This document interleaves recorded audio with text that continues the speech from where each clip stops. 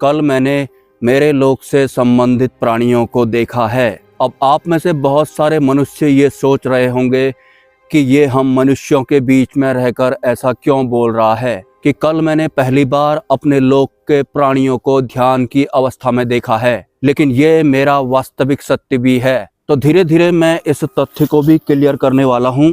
और मुझे एक कमेंट भी आया था कि आपको इतना ज्ञान कैसे हो गया, आप अपने परिवार के या फिर अपने घर वालों के बारे में भी बताएं। तो जिन्हें आप घर वाले कहते हैं उनका व्यवहार मेरे लिए कभी भी अच्छा नहीं रहा और ना ही मुझे ऐसा कभी लगा कि ये मेरे परिवार के हो सकते हैं। इवन इस दुनिया में आज तक मैं जिस भी इंसान से मिला हूँ, घुमा फिरा कर वो एक दिन मुझसे चिढ़ने वाला ही बन जाता है। मैंने अपने बहुत सारे वीडियोज में ये बोला भी है कि 99% मेरे इस भौतिक जगत में दुश्मन हैं। और इसकी शुरुआत आज से नहीं, इसकी शुरुआत बहुत पहले से हुई थी, जब मैं दिल्ली एनसीआर वगैरह में जॉब किया करता था, जिसमें कि सिटी फाइनेंस था या फिर BACS था, बॉम्बे सब अर्बन इलेक्ट्रिसिटी सप्लाई, जो कि दिल्ली एनसीआर में बिजली सप्लाई करती है। वो अंबानी जी की कोई कंपनी है। अब मुझे नहीं पता कि अब वो है या नहीं है। और कुछ कॉल सेंटर्स में भी मैंने काम किया था, लेकिन जहां भी मैंने काम किया था मैं वहां हद से ज्यादा रिजल्ट दे दिया करता था। इसके फलस्वरूप जो बाकी के वर्कर होते थे वो मुझसे चिढ़ने लगते थे कि एक नया नया इंसान इस हिसाब से कैसे काम कर रहा है जो कोई और कर ही नहीं पा रहे हैं। तो मेरी वजह से मेरे को वर्कर्स को डांट पड़ती थी सीनियर के द्वारा।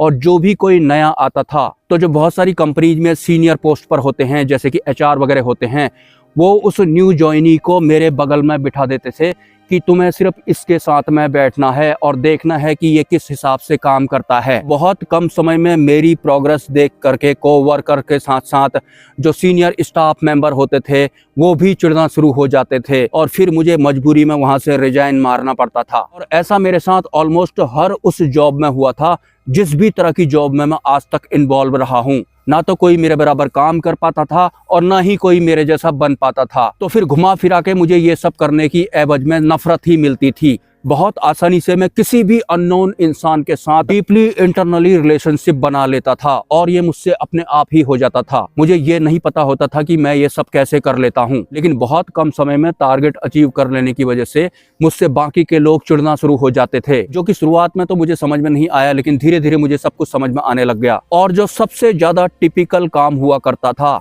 वो मैं बड़ी आसानी के साथ किया करता था। मेरे काम की एक खास बात ये भी थी, अगर कोई आसान काम मुझे दे देगा तो फिर मुझे खुद ही अच्छा नहीं लगता था।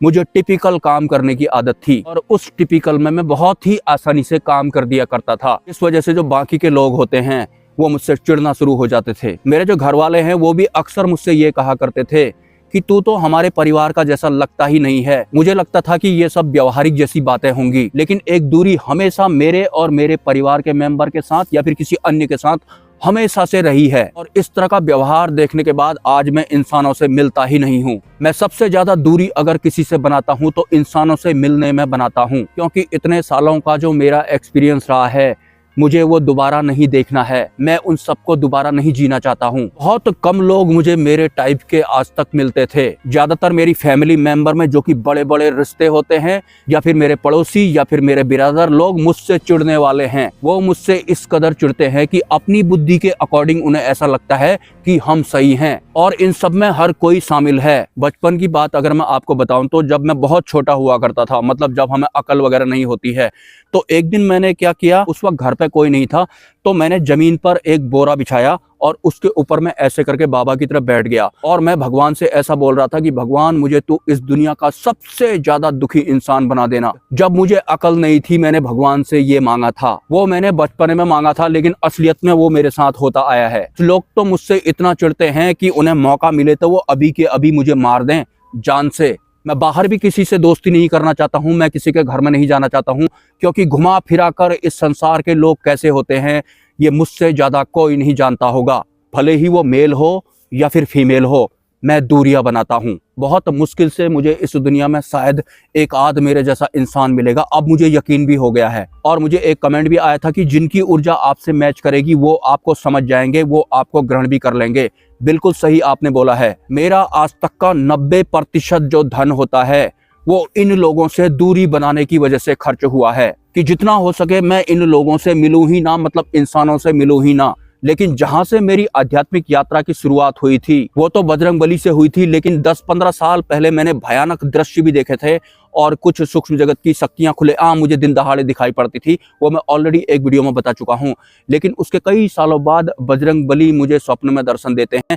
उसके बाद जो भी हुआ था मैंने बहुत सारे वीडियोज में बता दिया है। कुछ अनुभव को मैंने तोड़ मरोड़ के पेश किया है, लेकिन उसके बाद मैं सिद्धि मार्ग में भी आ जाता हूँ, मैं मुक्ति मार्ग में भी आ जाता हूँ और मुझे सत्पुरुष यानी कि अक्षर ब्रह्म भी मिल जाते हैं। और हमेशा से मेरे अंदर ये बात चलती थी कि जितने भी ये लोग इस दुनिया में हैं, भले ही मेरे अपने हों या फिर बाहर के कोई भी क्यों ना हो, ये मुझे बिल्कुल अलग जैसे क्यों लगते हैं, ये मुझे मेरे जैसे क्यों नहीं लगते हैं। और ये सिर्फ लगता नहीं था, उनका व्यवहार भी कुछ ऐसा ही मुझे लगता है। रियलिटी में आम इंसानों का व्यवहार मेरे लिए कुछ अलग ही हो जाता है। या तो उनमें किसी तरह का ईगो क्रिएट हो जाता है या फिर वो मुझसे चिढ़ना शुरू हो जाते हैं। तो ध्यान में करने लगा तो पृथ्वी लोक के देवी देवताओं को छोड़कर मुझे दूसरे डायमेंशन के जीव या फिर प्राणी ज्यादा दिखाई देते हैं। और पहले से ही मेरे अंदर ये बात चलती थी कि मेरा इस दुनिया में कुछ खास है नहीं, मेरी किस्मत में कुछ और लिखा है, मेरे भाग्य में कुछ और लिखा है। और एक दिन मैंने बताया भी था कि एक ज्योतिष ने मेरा हाथ देखा तो उसने ऐसे करके छोड़ दिया था और मुझे देखकर बोला था कि तू है क्या। खैर, उस बात को भी जाने देते हैं। लेकिन अंतरिम यात्रा के दौरान जब मुझे सत्पुरुष मिले थे तो पहले शब्द उनके यही थे,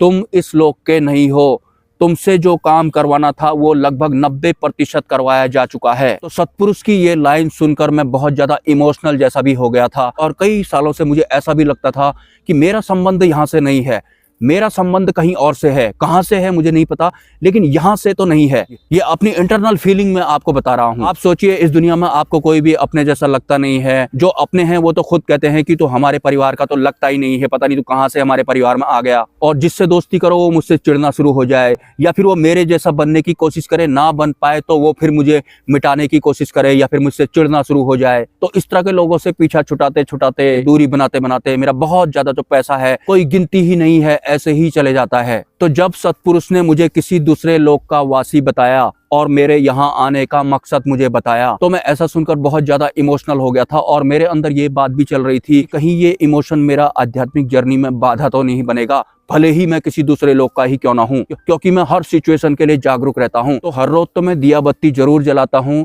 लेकिन कल मैंने पहली बार अपने लोक के वासियों के लिए दिया बत्ती और धूप बत्ती जलाया था। और मैंने इस संकल्प के साथ हनुमान चालीसा का पाठ किया था कि मेरे लोक से जो संबंध रखते हैं मैं उन्हें देखना चाहता हूँ। और अगर मेरे अंदर उतनी शक्ति नहीं है तो मुझे इतनी शक्ति दें या फिर मुझे इतनी दृष्टि दें कि मैं अपने लोक के प्राणियों को देख पाऊं, क्योंकि मुझे कंफर्म तो है नहीं कि किस लोक से पता नहीं मेरा संबंध होने वाला है। और इस संकल्प के साथ मैंने अपने लोक के प्राणियों के लिए 2 केले और 2 मिठाइयों का भोग भी लगाया था। हालांकि वो मिठाई कोई मेहमान लेकर के आया था। तो जब मुझे नींद आ जाती है तो सपने में मुझे कुछ ऐसे दृश्य दिखाई पड़ते हैं जिन दृश्यों का लिंक आज तक की मेरी आध्यात्मिक जर्नी के किसी भी दृश्य से था ही नहीं। और जो मेरा मनोभाव होता है, मुझे इंटरनली उस वक्त फील होता है कि तेरे लोक में जिस तरह के जीव सरवाइव करते हैं तेरा संबंध इनसे है। और मैं स्वप्न में रोने भी लगा था। बहुत तेज लाइट के बीच से मेरे लोक के जो प्राणी या फिर जो जीव होते हैं वो एक एक करके बाहर को आने लगे थे और मैं ये सब देख रहा था। और ये सब मेरे साथ नींद में नहीं हुआ था, ध्यान में नहीं हुआ था, ये तंद्रा की अवस्था में हुआ था। और तंद्रा की अवस्था में जो मुझे दिखता है उसकी तो बात ही कुछ और होती है। लेकिन मेरे लोक से संबंध रखने वाले जो प्राणी हैं वो एलियन से भी हाई लेवल के हैं, वो उनसे भी उच्च कोटि के मुझे लग रहे थे। हालांकि एलियन की वास्तविकता मुझे ठीक तरह से पता नहीं है या फिर मैंने जानने की कोशिश नहीं की है, लेकिन मुझे मेरे लोक के जो प्राणी हैं वो एलियन से भी आगे की पहुंची हुई चीज लग रहे थे। दृश्य को देखकर मुझे ये सब महसूस हुआ था। और एक महानुभाव ने मुझे कमेंट किया था कि आप बहुत उच्च स्तर का ज्ञान फ्री में ही बता रहे हैं, आपको इसकी कुछ वैल्यू रखनी होगी, तब जाके ही लोग आपके उच्च स्तरीय ज्ञान की वैल्यू समझेंगे। मतलब वो मुझसे पेड व्हाट्सएप ग्रुप चलाने की बात कर रहे थे, लेकिन वास्तविकता आपको मैं बताऊं तो मैं पेड व्हाट्सएप ग्रुप भी शायद नहीं हैंडल कर पाऊंगा, या फिर मुझसे इस तरह से काम करवाया नहीं जाना है, किसी और तरीके से मुझसे काम करवाया जाना है। और वैसे भी उच्च स्तरीय ज्ञान को जो इकट्ठा करता है वो काल कर्म और माया के आवरण में ही रहता है। जो उच्च स्तरीय ज्ञान को ग्रहण करता है उसे खुद सतमार्ग पर चलना पड़ता है, अदरवाइज वो मुक्ति प्राप्त नहीं कर सकता है। और ये सत्पुरुषों की लाइनें हैं। हालांकि सत्पुरुष से मेरी आगे क्या वार्तालाप हुई थी ये मैं पूर्ण तरह से नहीं बताने वाला हूँ। अगेन मैं फिर से कहना चाहूंगा, अगर कभी मेरे वीडियोज आना बंद हो जाते हैं और आपकी आध्यात्मिक यात्रा चल रही है, भले ही कोई मेरे वीडियोज अभी ना देख रहा हो और मेरे ना होने के बाद वो वीडियो में आया हो, तो कभी भी आपको मेरे जैसा बनने की कोशिश नहीं करनी है और अपने मन के जैसा बनने की कोशिश नहीं करनी है। आपको इस दुनिया में किसी के जैसा बनने की कोशिश नहीं करनी है।